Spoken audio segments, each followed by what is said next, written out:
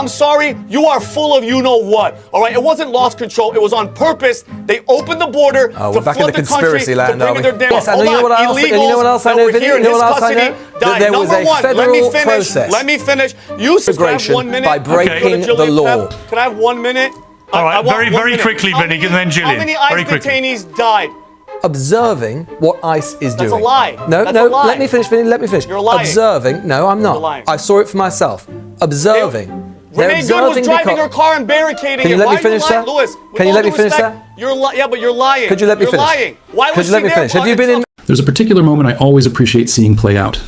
It's when someone from outside the American media ecosystem, especially a UK journalist, steps into these conversations and refuses to get dragged into the emotional chaos.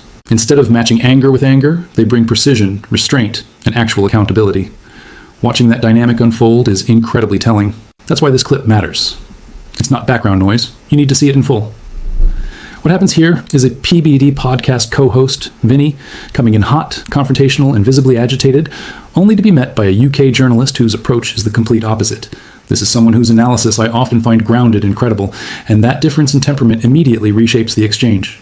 What's most revealing isn't even the specific claims being argued, it's the behavior. One person stays locked in, calm and disciplined.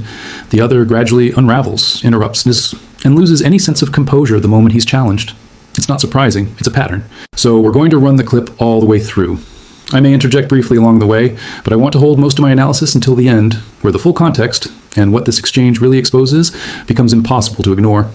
And if ICE don't do what they're doing, then how do you actually identify and remove people who are there in America illegally, and particularly the ones who commit heinous crimes? Well, something has to be done, Piers. I would agree with you, and I would also agree that part of the reason this story is taking place is because political oxygen and space was created by the Biden administration. No doubt they lost control of the border, and no doubt politics of this on the left went too far. But no one voted in the United States, and I've not been watching it from afar because I've just come back from Minnesota reporting from there for the Newsagents podcast. And I can tell you right now that no one there, including Republicans, voted for what we are seeing. What I saw in Minnesota, Minneapolis, St. Paul, was the terrorization of ordinary Americans. Everybody there, particularly if you're black or brown, has a story. They have started in the last 50 days or so, taking out their passports with them, taking out their documentation with them. So scared are they about being accosted by ICE officers. Even legal American citizens are worried about being picked up and detained for however long, going to church, going to the supermarket, picking up their kids from school. No one in the United States, even Trump voters, voted for that. Much less did they vote for the killing of American citizens on American streets. And just to pick up what Vinny said, look, there is a reason that these people, many of these people, Renee Good and Alex Pretty, completely model American citizens. No criminal record, simply people concerned about what is going on in the community. Why are they out observing, just observing, not interfering, observing what ICE is doing? That's a lie. No, That's a lie. let me finish, Vinny, let me finish. You're lying. Observing, no, I'm not. You're lying. I saw it for myself. Observing. Renee Good was driving her car and barricading it. Can you let me finish that? Lewis, can you let me finish that? Yeah, but you're lying. Could you let me finish? You're lying. Why Could you let me finish? Have you been in Minnesota recently? Have you been in Minneapolis? Have you watched it? Because I have, no, and I can tell you. why the hell would I want to go to Minnesota? Right, okay, because you believe what you want to believe. I'm telling you what I saw. I'm telling you what I saw for myself. You think Renee Good? I'm telling you what I saw for myself with my own eyes. People are observing, and why are they observing, sir? They're observing because they know that the federal government will lie about what ICE agents are doing. They have done that repeatedly. They do not wait, as any normal government would do, for an investigation. They do not wait for the facts to emerge. They do not wait to interview observers and people who are there. They simply decree almost instantly that anybody involved is a domestic terrorist. We have seen those lies about Alex Pretty exposed for what they are. He was not trying to massacre anyone, as the Department of Homeland Security claimed. He was observing because he knows that the federal government will lie. If these citizens don't come out and do what they do, they know there can be no justice. They know that these ICE agents will be able to act with impunity. And the proof of the pudding in that is what we have seen with Alex Pretty. If those observers were not there, then he would have been shot in the back as he was with his gun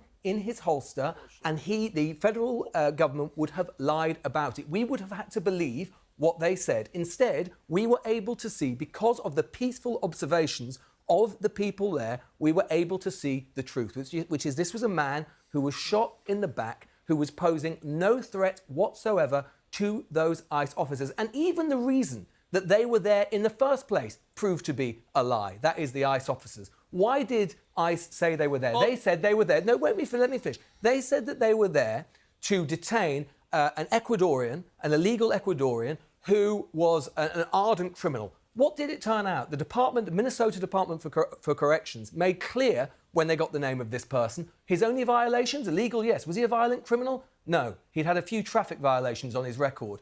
Alex Pretty died for a man who basically had sped and gone too fast in his car. I don't think his death, killed in the streets by his own country's officers, is worth that, do you? But Lewis, all right, before I go to Gillian, Lewis, but what would you do, right? You're in charge of Homeland Security in the United States. You know millions and millions of people have come in the last 4 years illegally. They're in America.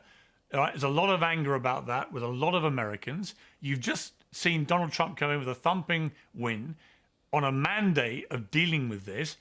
If you don't do it the way they're doing it, how do you get these people, identify them, bring them to justice and deport them if they're committing crimes?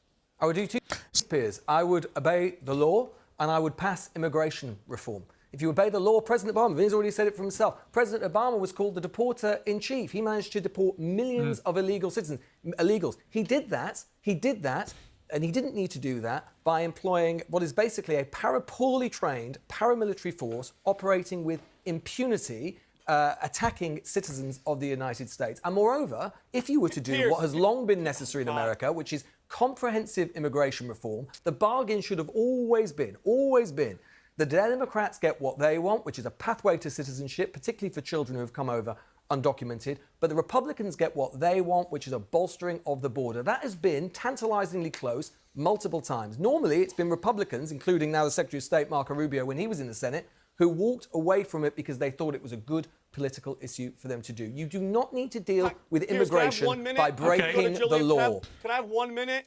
All right, very quickly, Vinny, and then Gillian. How many ICE detainees died? How many detainees, illegals died under Obama? Do you know the number, Lewis, since you're so factual and you have the history report? How many? 57 died under Obama. Yes, and you know what else? And you know what else I know, Vinny? You know what else I know? That there was a federal process. Let me finish. You said the Biden administration lost control. This is your direct quote. They lost control of the border. Yeah. I'm sorry, you are full of you-know-what. All right, it wasn't lost control. It was on purpose. They opened the border to flood the country to bring in their damn votes. Well, how would they have been able to vote if they weren't citizens? Excuse me, all right. Let me finish. When Texas, the governor put a freaking barbed wire, the White House sued him and sent trucks to lift it up to bring these illegals. Enough of your nonsense. And don't talk about churches. You're talking about they're scared in churches. Look what the hell happened recently with the churches where the two BLM people came in there and the report just came out that they were telling the kids. You know what? It sounds like you're saying, Vinny, that Rennie Good and Alex Pretty had it coming, and it's disgusting. To be completely honest, Vinny comes across as completely unhinged. It's hard to watch. Every time he's on screen, he looks like he's seconds away from exploding.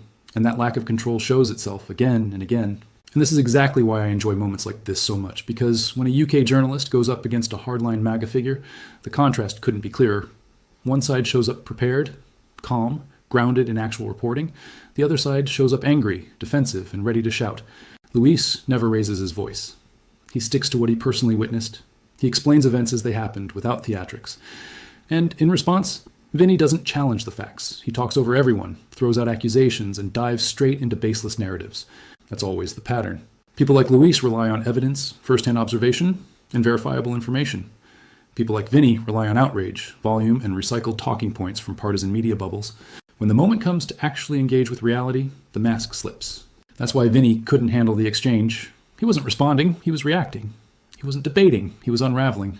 But zoom out for a second, because this is the part that actually matters. Most people do not want what they're seeing right now. Not Americans, not legal residents, and not even undocumented immigrants. Enforcing immigration law does not require chaos, fear, or disregard for human dignity. There are lawful and humane ways to do this, and what we're witnessing isn't it. When American citizens end up dead after encounters with federal enforcement, that's not politics, that's a crisis. And people feel it. That discomfort cuts across party lines. That's why approval ratings are sinking. That's why even supporters are uneasy. Because the reality on the ground doesn't match the promises that were made. But figures like Vinny will never acknowledge that. They stay locked inside their media echo chambers, consuming only what confirms their worldview, shutting out everything else. Meanwhile, the rest of the world is watching. And from the outside, what's happening is painfully clear. So let me know how you saw this exchange. If this breakdown helped, hit the like button. And if you want an outside perspective on what's unfolding inside the United States, make sure you subscribe. I'll see you in the next video.